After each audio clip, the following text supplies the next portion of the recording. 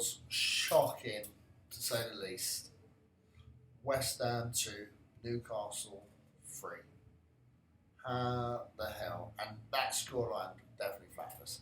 First half, they could have been 4 or 5 nil up easily. Probably should have been. 2 1-on-1 chances, they should have scored. Don't know how they missed it.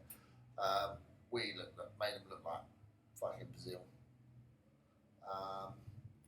Anderson in the first half was too far defending.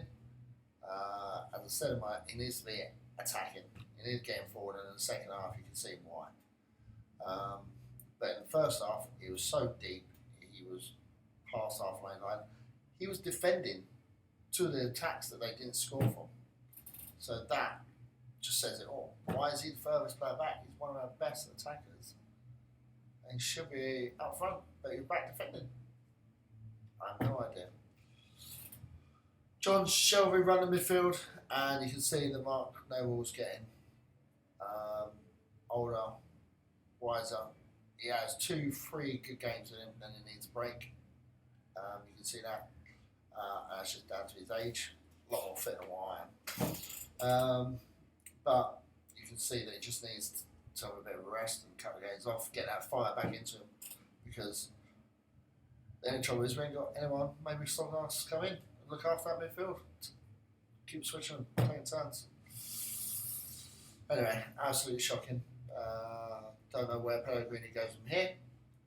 He's got some big questions to ask himself, because tactically there was no tactics. Steve Bruce done it tactically, and that's worrying. So let's see what happens against the next game. Come on, you ones. Hello, America. I've just got back from the London Stadium where it finished West Ham United 2, Newcastle United 3. A scoreline that totally flattered West Ham. We were shocking. It was awful. It was terrible. There was nothing good at all to say about that game.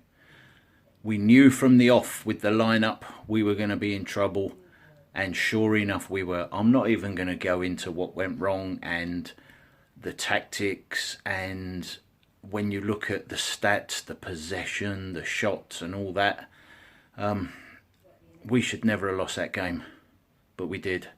And the first half in particular, that has got to be the worst game of football I've ever seen West Ham United play.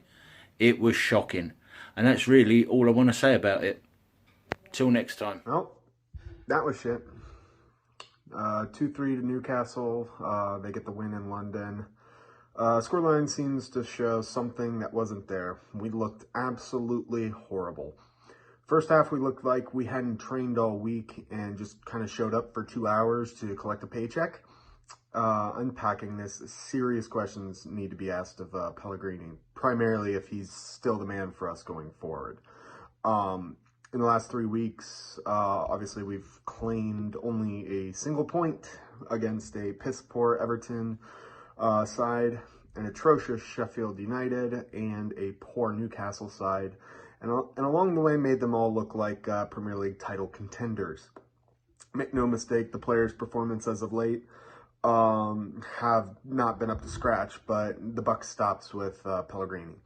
Anderson looked like absolute dog crap today. Zabaleta doesn't cut it anymore. And Roberto is one of the worst goalkeepers that I think I've ever seen.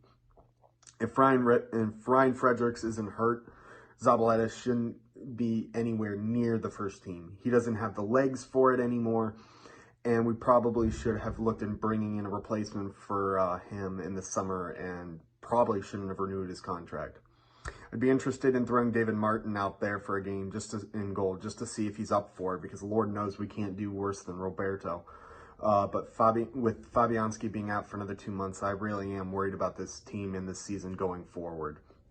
This is a manager who's talked time and time again about pushing for European competition, but doesn't look a bit fucking concerned on the touchline going 2-0 down within half an hour. His tactics are shocking if there are any, and team selections and substitutions are very questionable.